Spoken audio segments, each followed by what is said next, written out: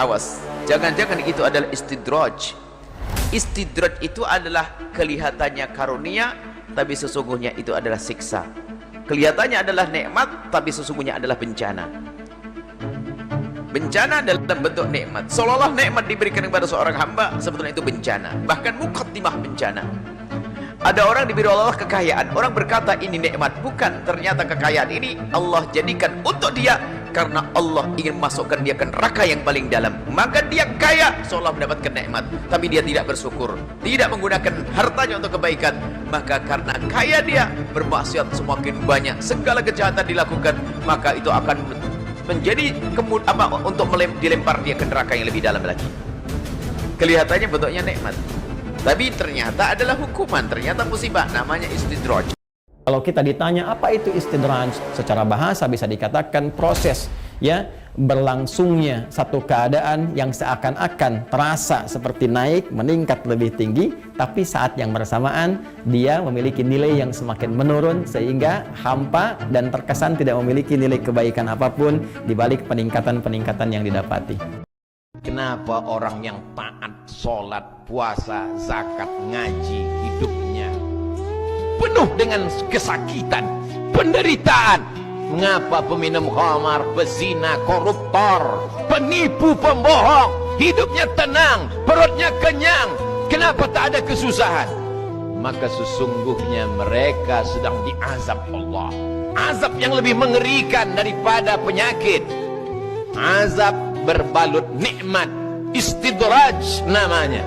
Bukankah Nabimu pernah berkata, innallaha la yumli lizzalim, Allah memberikan nikmat kepada orang-orang zalim.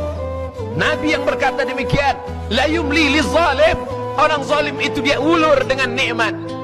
Hatta idza akhadhahu lam yuflithu, ketika Allah mengazab mereka, tak sedikit pun ada lagi kesempatan mereka untuk masuk dalam surga Allah.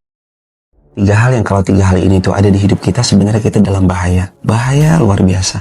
Yang pertama, kita jarang sholat. Yang kedua, jauh dari Al-Quran. Yang ketiga, kita jauh dari Allah Azza wa Jal. Sedangkan kita ngerasa hidup kita tuh lagi baik-baik aja. Ini bahaya banget. Tanpa terasa, kalla bal rana ala qulubihim ma kanu yaksibun. Tanpa terasa perbuatan-perbuatan kita itu udah nutup hati kita yang tadinya bersih, putih, bercahaya menjadi hitam legam, sehingga ninggalin sholat kerasa biasa, jauh dari Al-Quran itu juga kerasa biasa, jauh dari Allah juga kerasa kayak seolah nggak terjadi apa-apa dalam hidupnya. Ya Allah, semoga Engkau mengkaruniai kami hati yang masih hidup, yang terus bisa memperbaiki sholat kami, memperbaiki bacaan Al-Quran kami, dan semoga ya Allah Engkau izinkan kami terus bisa memperbaiki kedekatan kami kepadamu ya Allah. Amin ya Rabbal Alamin. Kenapa kawan saya itu Pak Ustadz tak ngaji, tak sholat, badannya sehat-sehat aja? Itu namanya azab. Itu namanya istidraj. Kalau badan sehat tak sembayang, istidraj. Duit banyak tak bersedekah, istidraj. Azab yang tertunda.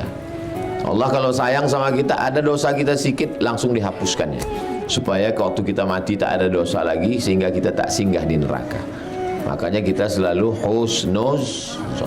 Apalah aku nih, sikit-sikit sakit, sikit-sikit sakit. Sejak ikut pengajian Ustaz Somad ni lah sakit. Dulu waktu tak pengajian, waktu rambutku macam mak lampir, waktu bajuku masih you can see, sehat-sehat aja aku.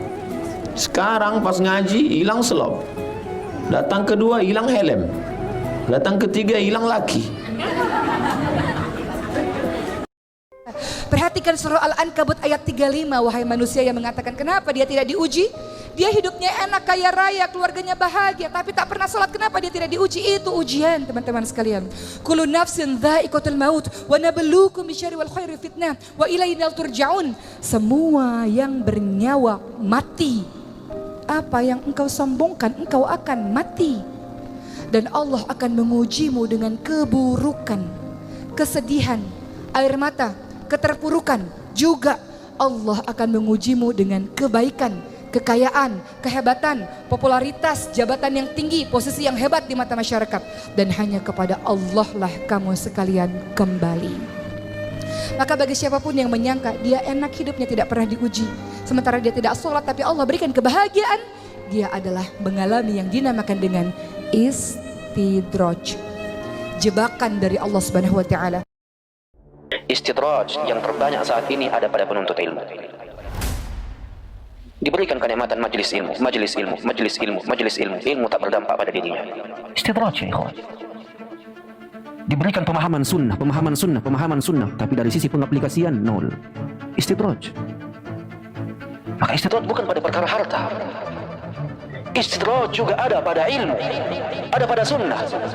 Makanya ketika Allah Azza wa Jalla bukakan bagimu jalan untuk menuju majlis-majlis dan taman-taman surga, sedang tempat ini tak berdampak pada hatimu, tak berdampak pada moral dan akhlakmu, tak berdampak pada muamalahmu kepada kedua orang tuamu, kepada istrimu, kepada anak-anakmu, bahkan kepada orang-orang yang engkau sayangi, maka sangat dia khawatirkan engkau berada di atas istidraj. Istidraj itu adalah hidup yang selalu enak dan menjauhkan dia dari Allah Subhanahu wa taala. Artinya rahmat Allah cabut dari hidupnya. Berapa banyak orang yang gak pernah sholat, sedekah pelit, tapi kaya aja tuh terus, gak pernah miskin, betul gak? Disebut dengan istidraj. Istidraj itu azab yang tertunda. Sanastadrijuhum min haitsu la ya'lamun. Salat tak pernah, puasa tak pernah, pengajian tak pernah, kerjanya jahat, membela orang yang salah, tapi rezekinya lancar, perkaranya menang terus, dapatnya ikan-ikan dua, kalau tak ikan paus, ikan hiu. Maka sesungguhnya dia sedang dimainkan Allah Subhanahu wa taala dengan istidraj. Apa kata Allah? Sanastadrijuhum min haitsu la ya'lamun. Kami permainkan mereka dengan azab yang tertunda. Wa umli lahum, kuulur untuk mereka.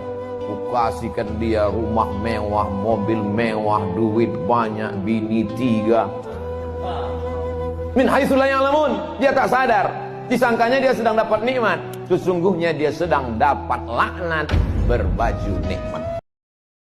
Jadi kalau ada teman-teman mengatakan warzuqni, ini hati-hati ya. Anda meminta dalam sholat warzuqni, ya Allah berikan aku rizki, dan sudah Allah limpahkan, tapi rizki itu belum mampu mendekatkan Anda kepada Allah, maka mesti berhati-hati. Jangan-jangan ada istidraj di dalamnya. Istidraj, limpahan yang terasa nikmat, tapi di balik itu ada kumpulan azab yang sedang menunggu. Maka segera bertobat, coba dicek. Punya sepeda, pernah dipakai untuk mengantar ke masjid belum? Pernah dipakai ibadah belum? Punya motor, pernah dipakai ibadah belum? Punya mobil, pernah dipakai ibadah belum? Pakaian berapa banyak pernah digunakan ibadah? Tulisan pena, handphone, berapa banyak dipakai maksiat? Bandingkan dengan taatnya. Semakin banyak ditata oleh kita untuk kepada hal-hal yang baik, syukur, maka semakin Allah akan tambahkan kepada kita nikmatnya. Itu gambarannya. Kalau ada yang macet di pertengahan, bukan karena dihambat, mungkin nikmat yang sudah ada belum dimaksimalkan untuk berbuat taat kepada Allah Subhanahu wa taala. Jelas sampai di sini? Oke.